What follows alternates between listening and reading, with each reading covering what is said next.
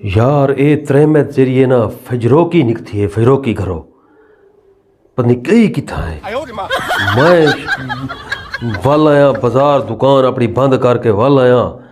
ते बाला दिन फजरोकी अम्मा गई है पता नहीं गई किथा है ये समझ नहीं आ मेरे को ये क्या त्रेमत है यार फजर हो गई है अजण तक नहीं वाली खड़ मैं शीदे कने पूछा हुकूमत कोई दस गई होवे भाई शीदा औरते औरते बाबू यार ए दस ए तेरी माँ जरा फजरो की निकती है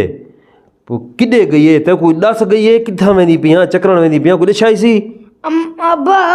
हाँ तेरी अम्मा तो सवेर गई वदी है। हाँ तो सवेर ते गई वदी है किथा गई वदी है ओ ते रुमाल गिरना गई वदी है। मेरा रुमाल गिरन गई वदी है हां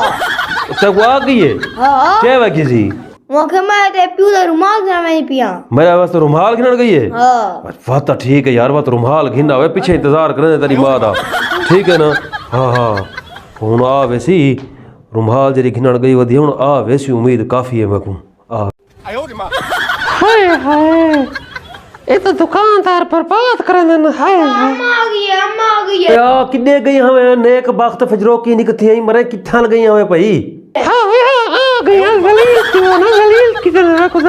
एक दुकान ते वन भी दुकान ते वन ये तो दुकानदार घर घर में फिरवे दिन चा है वे है जलील ये खड़े आ थे घंटा दिखे मैं तो एक दुकान ते 2 घंटे कपड़े कड़वा थक पईया ई दुकान ते खड़ थक पईया पी दुकान ते थक पईया ये जे तेरे प्यू दा खिन के आया जो रुमाल तेरे प्यू को से खिन आया मेरे वास्ते तू रुमाल घिनण गई है रुमाल अच्छा दिखा ला रुमाल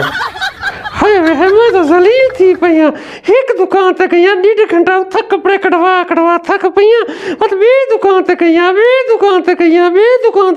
डा दुकाना फिरिया मसाई देख तेरे प्यू दा रुमाल मैं को मिले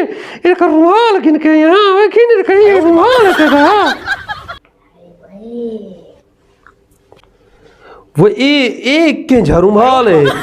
ए 1 मीटर ए 2 मीटर ए 3 मीटर ए 4 मीटर ए 5 ते ए 6 मीटर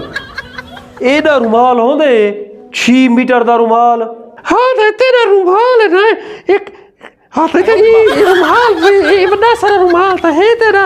इन्हें जो जरा कपड़ा बच सी था मैं उन्हें अपना सूट सी वैसा जे ओ सही